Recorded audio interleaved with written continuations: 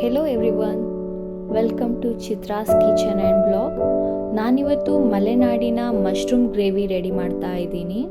ಇದಕ್ಕೆ ಬೇಕಾಗಿರುವ ಪದಾರ್ಥಗಳು 2 ಟೊಮೆಟೊ, 2 ಈರುಳ್ಳಿ, ಗರಂ ಮಸಾಲೆ, ಚಿಕನ್ ಮಸಾಲೆ, ಚಿಲ್ಲಿ ಪೌಡರ್, ಧನಿಯಾ ಪೌಡರ್, ಪೆಪ್ಪರ್, ಮಶ್ರೂಮ್, ಆಯಿಲ್.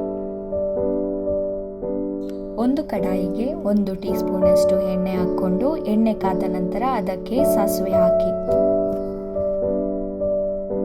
ಮತ್ತದಕ್ಕೆ ಒಗ್ಗರಣೆ ಸೊಪ್ಪು, ಬೆಳ್ಳುಳ್ಳಿ ಹಾಕಿ ಚೆನ್ನಾಗಿ ಫ್ರೈ ಮಾಡ್ಕೋಬೇಕು. ಹಾಕಿರುವ ಒಗ್ಗರಣೆಗೆ ಆನಿಯನ್ನ ಆ್ಯಡ್ ಮಾಡ್ಕೊಳ್ಳಿ. ಆನಿಯನ್ ಕಲರ್ ಗೋಲ್ಡನ್ ಬ್ರೌನ್ ಆಗುವವರೆಗೂ ಫ್ರೈ ಮಾಡ್ಕೊಳ್ಳಿ. ಆನಿಯನ್ ಗೋಲ್ಡನ್ ಬ್ರೌನ್ ಕಲರ್ಗೆ ಟರ್ನ್ ಆದಮೇಲೆ ಕಟ್ ಮಾಡಿ ಇಟ್ಕೊಂಡಿರುವಂತಹ ಟೊಮೆಟೊನ ಆ್ಯಡ್ ಮಾಡ್ಕೊಳ್ಳಿ.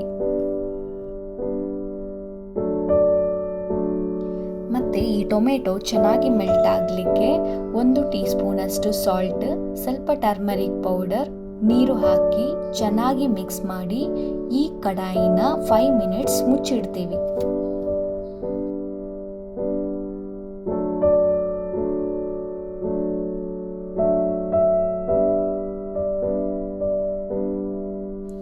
ಇದನ್ನು ಚೆನ್ನಾಗಿ ಸ್ಮ್ಯಾಶ್ ಮಾಡಿಕೊಂಡು ಮತ್ತೆ ಇದಕ್ಕೆ ಚಿಲ್ಲಿ ಪೌಡರ್, ಧನಿಯಾ ಪೌಡರ್, ಗರಂ ಮಸಾಲೆ, ಚಿಕನ್ ಮಸಾಲೆ, ಪೆಪ್ಪರ್ ಹಾಕಿ ಚೆನ್ನಾಗಿ ಮಿಕ್ಸ್ ಮಾಡ್ಕೋಬೇಕು.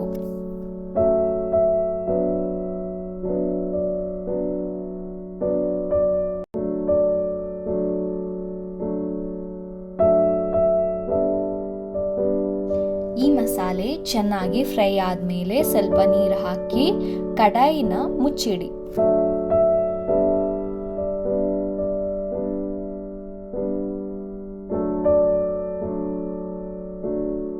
ಗ್ರೇವಿ ರೆಡಿ ಆಗಿದೆ.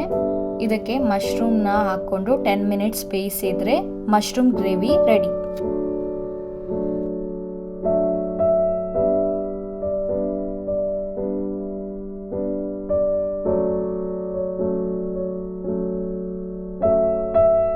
ರೊಟ್ಟಿ ಜೊತೆ ಮಶ್ರೂಮ್ ಗ್ರೇವಿ ಚೆನ್ನಾಗಾಗುತ್ತೆ, ಅದಕ್ಕೆ ನಾನಿಲ್ಲಿ ರೊಟ್ಟಿ ಮಾಡ್ಕೊಳ್ತಾ ಇದ್ದೀನಿ.